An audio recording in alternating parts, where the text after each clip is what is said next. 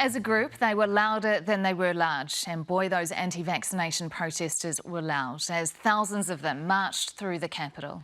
It was one of the biggest police operations Parliament's seen, but just as things looked set to spin out of control, the protesters pulled it back. Political editor Tova O'Brien reports. Unprecedented, the country's parliament locked down, and here's why.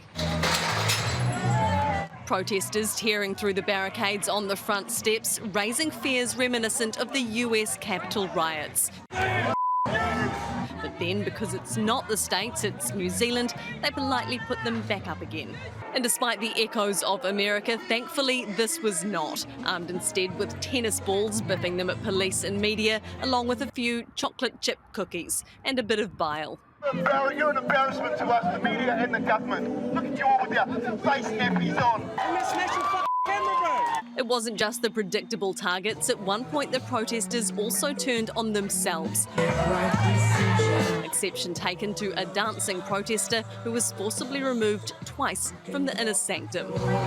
Although some of the messaging was inconsistent. 1080 is a diabolical sin that should be banned forever. Pretty much just sick of our freedoms being taken away from us. It was delivered en masse, with protesters coming from all over Level 2 New Zealand.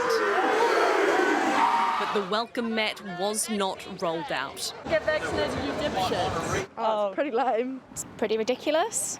Everyone should just go out and get vaccinated. Strikes me that they don't know the proper medical information. It all began with a civil start in Civic Square, turning up the volume as the protest burnt its way through Wellington, protesting by bike, by foot, for the smaller of the crowd by shoulder, and for anti-vax lawyer Sue Gray on a wave of applause. Both on the scene and behind the scenes, this was one of the largest police operations at Parliament. The Police Commissioner confident as he got to work. Are you planning for it to get aggressive? We have plans in place, so I won't go into the detail, but I'm happy with where we're at with it. All precautions taken. Have there been any threats of firearms? I don't think it would be appropriate for me to make any comments on intelligence that we've received. A lot of the vitriol from anti-vaxxers is directed at Jacinda Ardern.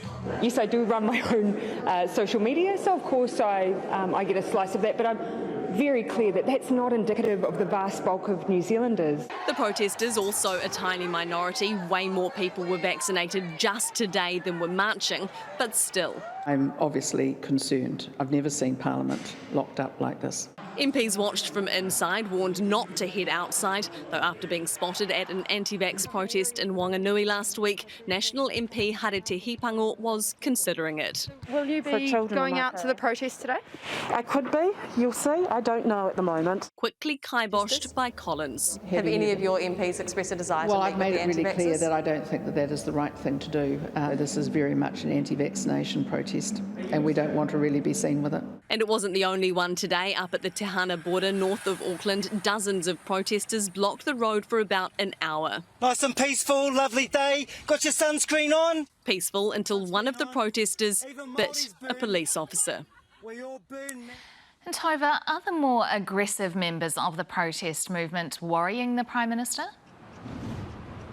Mel, being targeted by aggressive fringe movements is part of the job for any Prime Minister, but like with anything aggressive or threatening, they do take precautions, like not publicly announcing details of her planned trip to Auckland tomorrow.